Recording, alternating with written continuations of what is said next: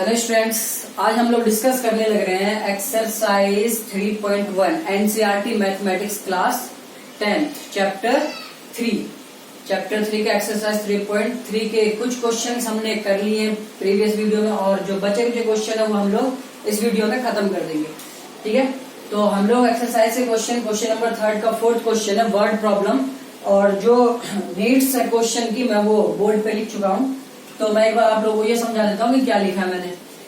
कि दिया हुआ हमारे क्वेश्चन में कि कोई पर्सन किसी कार से ट्रेवल करता है, जैसे ओला उबेर चार्जेस करते हैं ना पर किलोमीटर के हिसाब से।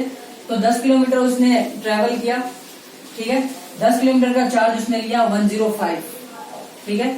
उसके बाद 15 किलोमीटर का चार्ज लिया उसने 155, ठीक है। तो हमें फाइंड करने के लिए कह रहा है कि उस टैक्सी का, ठीक है, फिक्स चार्ज कितना है और पर किलोमीटर चार्ज कितना है।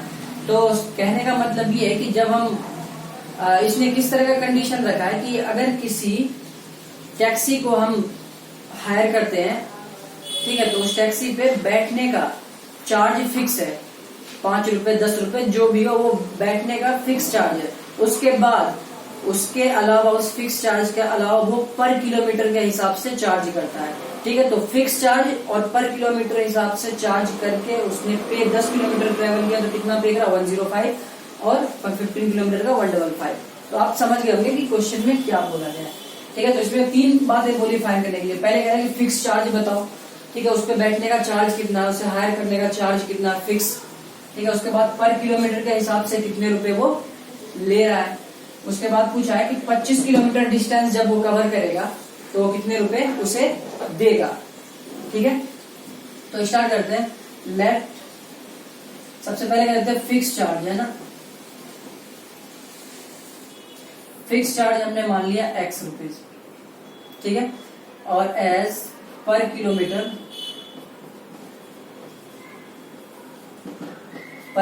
चार्ज मैंने कितना मान लिया y रुपीज। कोई दिक्कत नहीं, दोनों बातें हमने मान ली। अब अकॉर्डिंग टू क्वेश्चन में क्या बोला है कि उसने फिक्स चार्ज और पर किलोमीटर के हिसाब से दोनों को कंबाइन करके जोड़ के उसने ऐड करके कितना दिया है 105। तो फिक्स चार्ज कितना हमारे पास x रुपीज और चला कितना हो 10 किलोमीटर। 1 किलोमीटर का कॉस्ट कितना है, चार्ज कितना है 1 किलोमीटर का x रुपीज, सॉरी 1 किलोमीटर का चार्ज कितना हो y रुपीज। तो 10 किलोमीटर का कितना होगा प्लस 10y। ये दोनों मिला के उसने कितने रुपए दिए हैं 105। तो पहली बात तो हमारी यहां से क्लियर है। एंड फिर दूसरी बार क्या किया इसने कि फिर हायर किया, फिर टैक्सी हायर किया, फिर टैक्सी पे गया। अब इस बार उसने 15 किलोमीटर डिस्टेंस कवर करा तो उसने कितना पे कर दिया 155 रुपीज, है ना। तो फिक्स चार्ज तो दिया ही दिया उसने x रुपीज, इसमें ऐड करके 15 किलोमीटर का ऐड करके उसने दिया है कितना 155।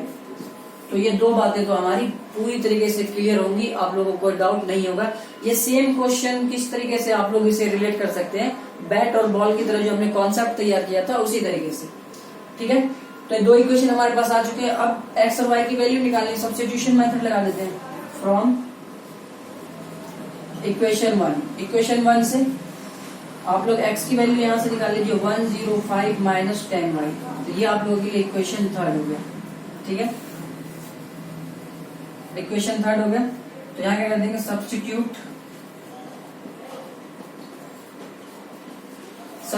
The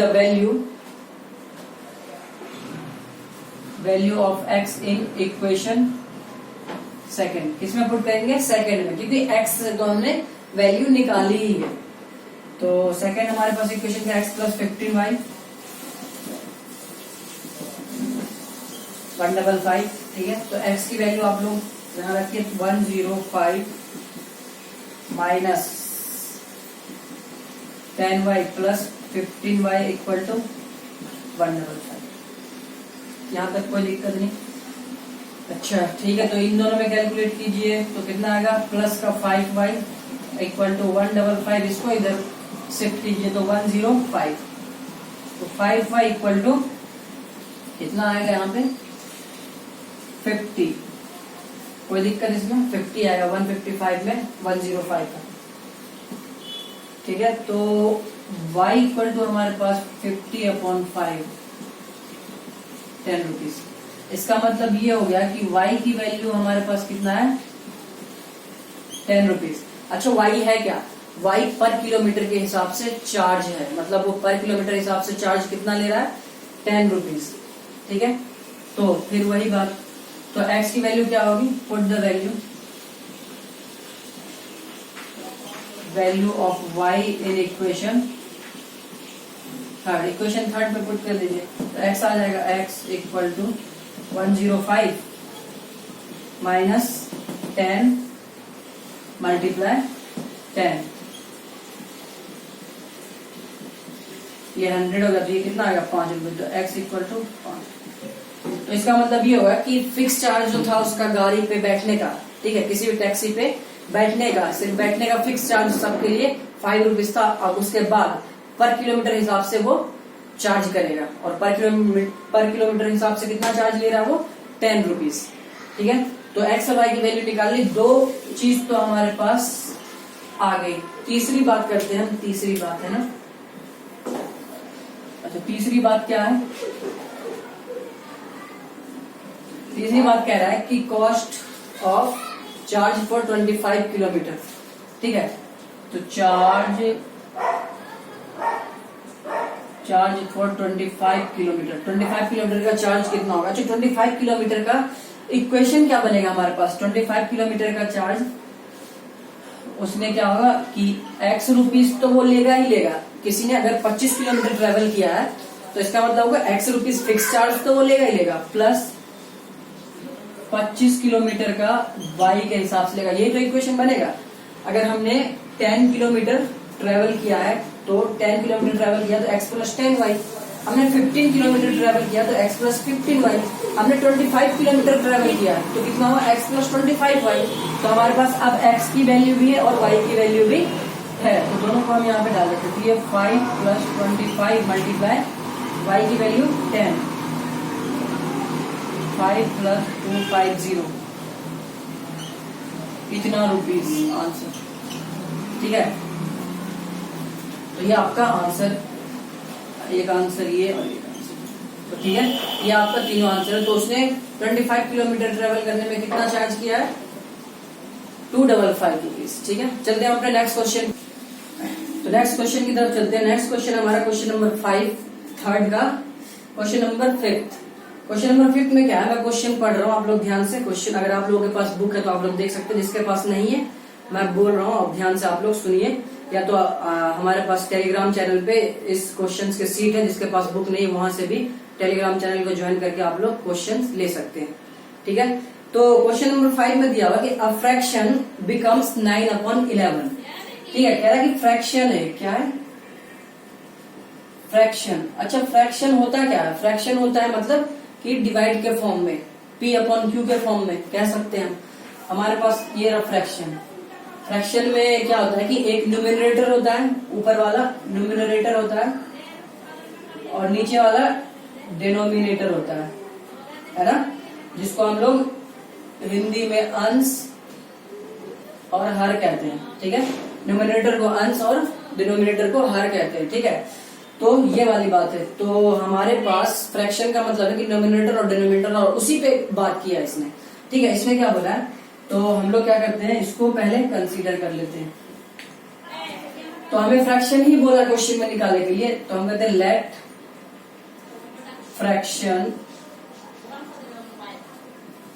fraction B x/y। हमने लेट कर लिया कि फ्रैक्शन जो है वो क्या है x/y है, मतलब न्यूमरेटर और डिनोमिनेटर के फॉर्म में है। उसके बाद इससे क्या बोला है कि अ फ्रैक्शन बिकम्स 9/11। क्या कह रहा है, अकॉर्डिंग टू क्वेश्चन कह रहा है कि फ्रैक्शन जो है वो 9/11 हो जाता है, 9/11 हो जाता है। क्या फ्रैक्शन x/y 9/11 हो जाता है, कब, आगे बोला इसने कि if 2 is added to both the numerator and the denominator. ये तभी होता है जब न्यूमरेटर और डिनोमिनेटर में क्या किया जाता है 2 ऐड। कह रहा है कि फ्रैक्शन के न्यूमरेटर और डिनोमिनेटर में अगर 2 आप ऐड कर देते हो तो जो फ्रैक्शन बनता है वो 9/11 हो जाता है। कोई दिक्कत नहीं यहाँ से।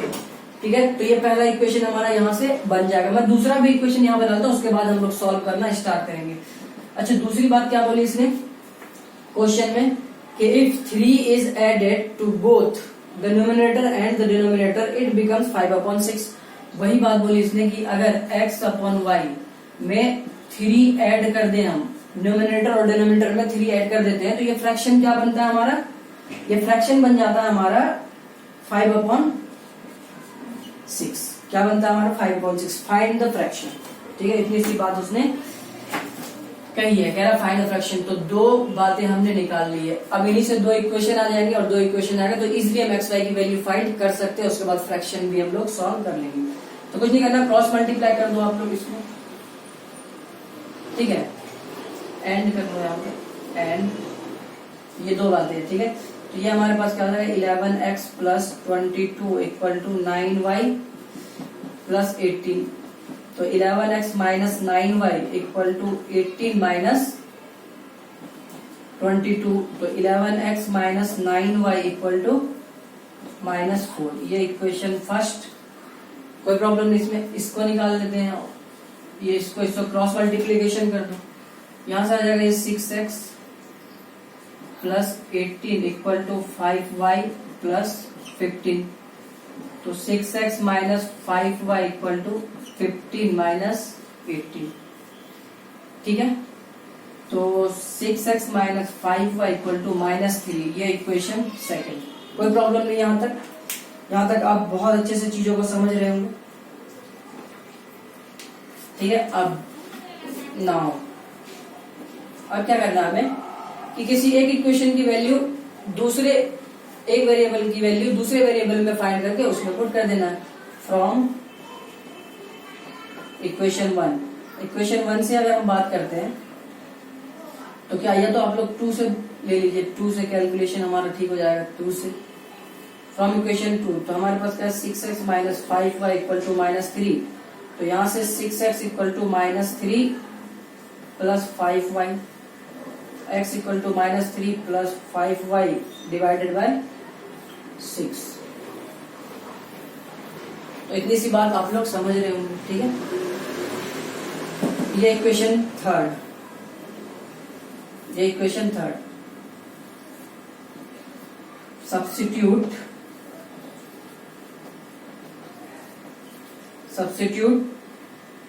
x value in equation first. किस में रखेंगे, इक्वेशन फर्स्ट में रखेंगे। अगर हमने सेकंड से x की वैल्यू निकाली तो रखना किसमें है, फर्स्ट में। ध्यान रखिएगा इस बात को। तो फर्स्ट हमारे पास है 11x - 9y = -4। तो 11x की वैल्यू है ना, मल्टीप्लाई में -3 + 5y / 6। ठीक है, -9y = -4। अब इस बात को लेके बिल्कुल भी परेशान मत होइएगा कि हमने इससे निकाल लिया x की वैल्यू, इससे क्यों नहीं निकाला। कोई दिक्कत नहीं, आप लोग इससे निकाल के इसमें पुट कर दो, कोई दिक्कत नहीं है। ठीक है, दोनों सेम बात है, दोनों में आंसर में कोई इफेक्ट नहीं पड़ेगा और आपका सॉल्यूशन भी बेस्ट होगा। कोई दिक्कत नहीं, आप किसी से भी वैल्यू निकाल के दूसरे में रख सकते हो। ठीक है, तो यहां से अगर हम इसको सॉल्व करते हैं तो ये माइनस का 33 और प्लस का 55y, ठीक है, अपॉन 6 - 9y = -4।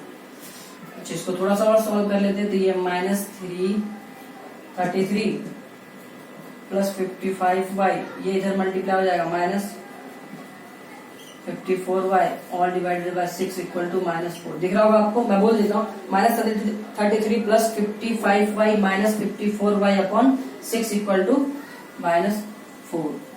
अब हम लोग यहां देख लेते हैं।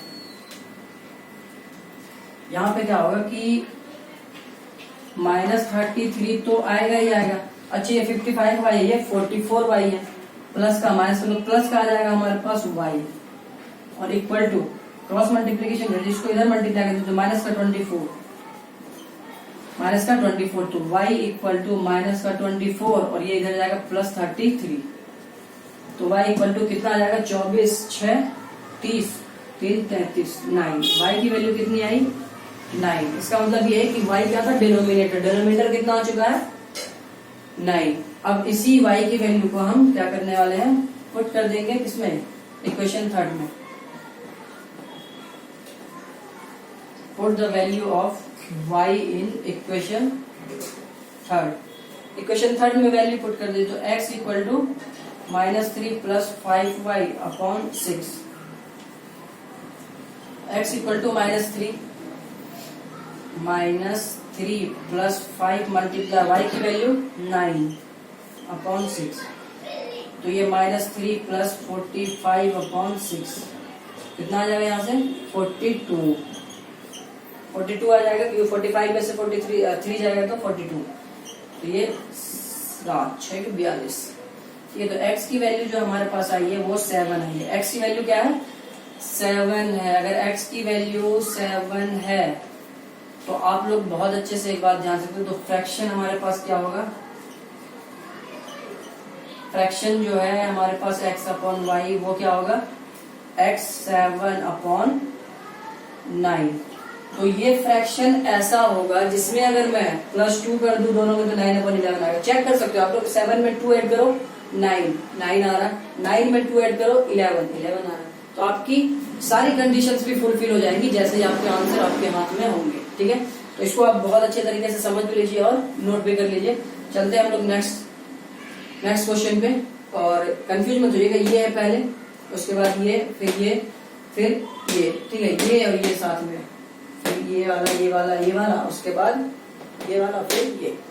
तो आप लोग राइट डाउन कर लीजिए। आइए क्वेश्चन नंबर 6 हम लोग डिस्कस कर लेते हैं। क्वेश्चन नंबर 6 में क्या है वो मैंने राइट करा पूरा अच्छे से, और इसको समझना भी बहुत अच्छे तरीके से जरूरी है, क्योंकि ये आगे आने वाले टाइम में भी इस टाइप के क्वेश्चंस, ईयर वाइज क्वेश्चंस पूछ लेते हैं। यहाँ से लेकर कॉम्पिटिशन सेक्टर तक आप लोगों को हेल्प मिलेगा अगर इसे सही से समझ पाते हैं आप लोग। क्या लिखा हुआ कि 5 years hence। एक बात ध्यान रखिएगा कि hence का मतलब hence बोले या आफ्टर बोले, ठीक है, इन दोनों का मतलब क्या होता है बाद में, मतलब इसके आगे का है। ठीक है, तो ध्यान रखिएगा। और करके मतलब अगर आफ्टर भी यहाँ पे बोलता ना, आफ्टर भी बोलता है कि आफ्टर 5 years, अगर यहाँ पे आफ्टर 5 years बोलता तो 5 साल, इसका मतलब भी 5 साल बाद ही होता, और 5 years hence बोला इसका मतलब भी 5 साल बाद ही है। ध्यान रखिएगा इस बात को। The age of Jacob will be 3 times that of his son and 5 years ago मतलब पीछे 5 साल पहले। ठीक है, Jacob age was 7 times that of his son. What are their present age? उसका प्रेजेंट एज बताना है हमें, तो हमें कुछ नहीं करना है। तो सबसे पहले हमें कहते late present age of Jacob and present age of Jacob's son। ठीक है, कितना होगा y। हमने मान लिया कि x years जैकोब का एज है और y years जैकोब के सन का। ठीक है, यहां तक कोई दिक्कत नहीं। अब बात यहां से करते हैं हम लोग क्या कि 5 years hence मतलब कि 5 साल बाद, अगर प्रेजेंट एज, अभी अगर मेरी एज 5 साल है तो 5 साल बाद मेरी एज कितनी होगी 5 अभी का और बाद का ऐड कर देंगे 10 साल। अगर अभी मेरी एज 7 years है तो 5 साल बाद कितनी होगी 12 years, कोई प्रॉब्लम नहीं है। तो अभी इनकी एज x है तो 5 साल बाद कितना होगा, इन्हीं में 5 ऐड हो जाएगा। तो यहां से हम लोग लिख लेते हैं कि 5 years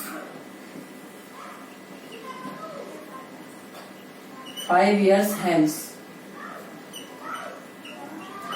जैकोब एज कितना हो जाएगा x + 5 और जैकोब सन एज y + 5 years। ये बात आप लोगों को बहुत अच्छे से क्लियर हो जानी चाहिए। ठीक है, क्या बोला इसने कि 5 years hence the age of Jacob will be 3 times according to question। क्या कह रहा है कि the age of Jacob का एज जो है वो 3 times है। 3 times है किससे, उसके सन से। इसका मतलब ये होगा अगर उसका सन 5 साल बाद 10 ईयर का होगा, 5 साल बाद अगर 10 ईयर का होगा तो जैकोब की एज कितनी हो जाएगी 3 times बोला तो 30 साल हो जाएगा, है ना। अगर वो 5 साल बाद वो अगर 7 इयर्स का होता है, जैकोब का सन अगर 5 साल बाद 7 इयर्स का होता है, तो इसका मतलब ये है कि उसके फादर कितने हो, जैकोब कितने का हो जाएगा, 7 3 जा 21 एज हो जाएगा उनका। ठीक है, तो इसका मतलब अकॉर्डिंग टू क्वेश्चन क्या कह रहा है, तो हम लोग क्या करते हैं अकॉर्डिंग टू क्वेश्चन कि जैकोब एज जो है, तो जैकोब का एज 5 साल बाद x + 5, ये किसकी एज है, जैकोब की एज।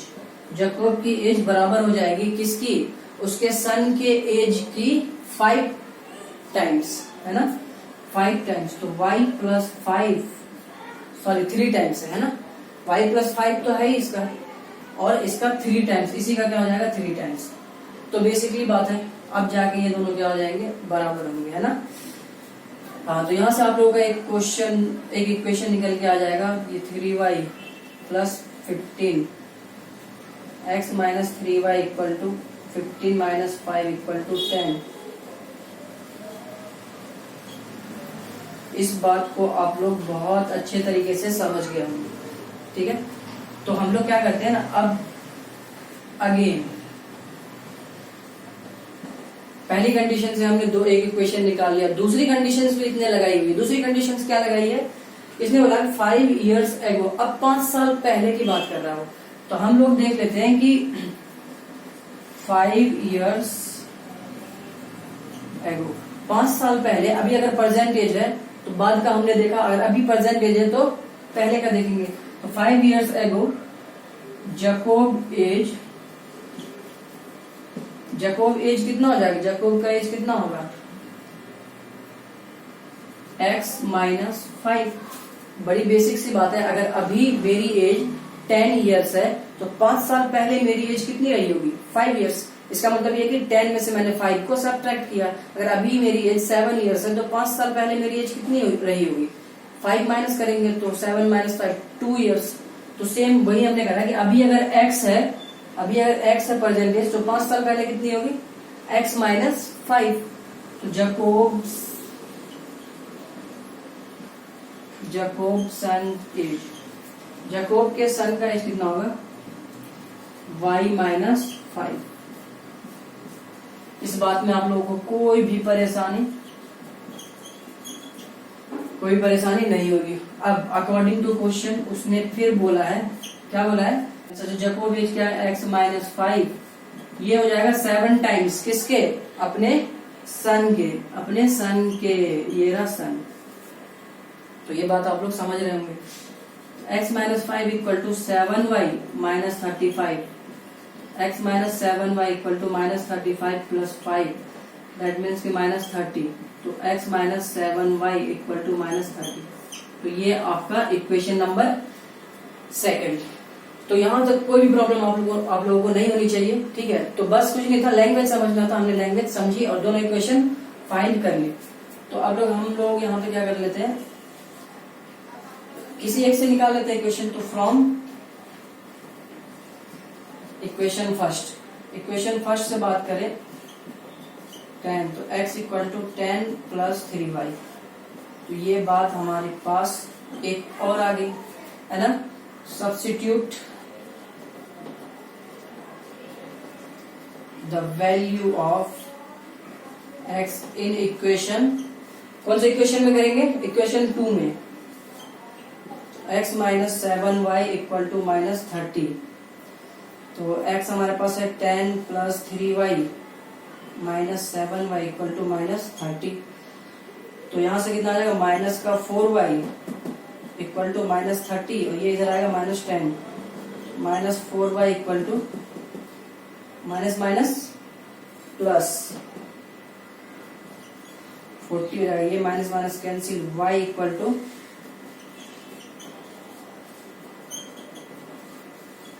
y कितना आ गया 10 इयर्स, y कितना आ गया 10 इयर्स। इसका मतलब है कि जैकोब के सन का एज कितना है, 10 इयर्स है। अगर जैकोब के सन का एज 10 इयर्स है तो बहुत बेसिक सी बात ये हो गई, जैकोब की एज कितनी होगी,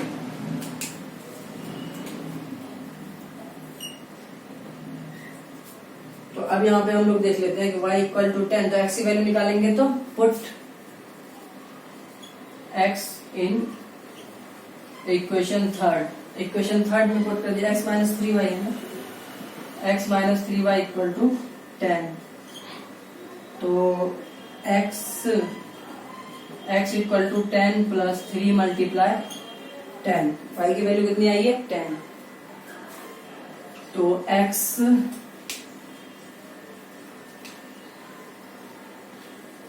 x equal to 10 plus 30, that means 40।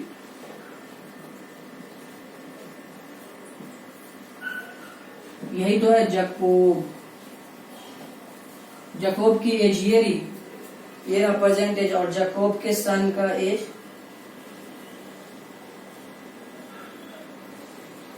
ये, ठीक है। तो आप लोगों को दिख रहा होगा y इक्वल टू 10 आया, ये आप लोग कैलकुलेट भी कर सकते हो। y की वैल्यू कितनी है 10, मतलब कि ये जो है जकोब का हमारे पास 10 आया और ये जकोब 40। अब आप लोग इसको यहाँ रख के भी अप्लाई कर सकते हो बहुत अच्छे तरीके से, एक्स वाई किसी में भी रख के, इसका आंसर देखने की जरूरत नहीं पड़ती, यहाँ से चेक कर सकते हो। एक्स की वैल्यू आप लोग रख दो, कितनी, एक्स की वैल्यू है 40 माइनस 3 मल्टीप्लाई वाई की वैल्यू कितना है, वाई की वैल्यू है हमारे पास 10 इक्वल टू 10। तो ये 40 माइनस 30 इक्वल टू 10, तो ये 30 इक्वल 10 इक्वल टू 10, दोनों बराबर आ गया ना। हाँ, इसका मतलब ये सही होता है, ठीक है। तो इसका आप लोग आंसर देखने की जरूरत भी नहीं पड़ती, यहीं से पता चल जाता है हमारा कॉन्सेप्ट सही है या इसमें कुछ मिसिंग है, ठीक है। तो इतनी सी बात हमने कर ली है, आप लोग इसको बहुत अच्छे तरीके से समझ लीजिए और आपका ये वर्स्ट प्रॉब्लम एक्सरसाइज 3.3 का खत्म हो चुका है। हम लोग अपने नेक्स्ट वीडियो में नेक्स्ट इंट्रोडक्शन के साथ बेस्ट अच्छा करेंगे, और तब तक के लिए आप लोग इसको बहुत अच्छे तरीके से तैयार कर लीजिए। तब तक के लिए बाय बाय, टेक केयर, अपना ख्याल रखिए।